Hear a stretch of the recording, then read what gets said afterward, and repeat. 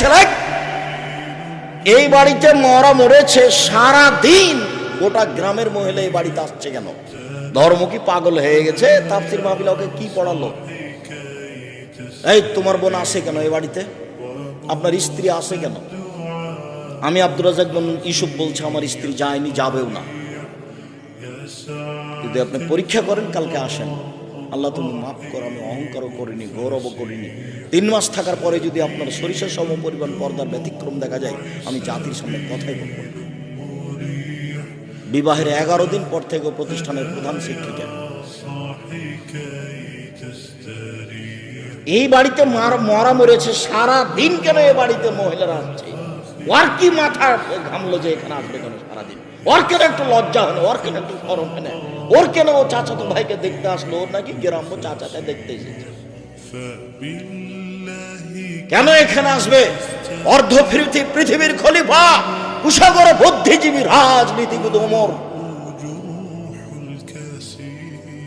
মারা যাবেন এই সময়ে বলছেন, আব্বু আব্দুল্লাহ, জি আব্বা, আয়েশাকে গিয়ে বলো মুহাম্মদ সাল্লাল্লাহু আলাইহি সাল্লামের পাশে আবু বকর সিদ্দিকের কবর আছে, তার পাশে একটু ফাঁকা জায়গা আছে, ওখানে আমার কবর দেওয়ার সুযোগ দিবে কিনা। শোনো আব্দুল্লাহ, আয়েশাকে গিয়ে বলিও যে উমর কবরের জায়গা চাই। এই কথা বলিও না যে আমিরুল মুমিনিন, দেশের সরকার জায়গা চাই, এই কথা বলো না। বলবে যে উমর চাচ্ছে।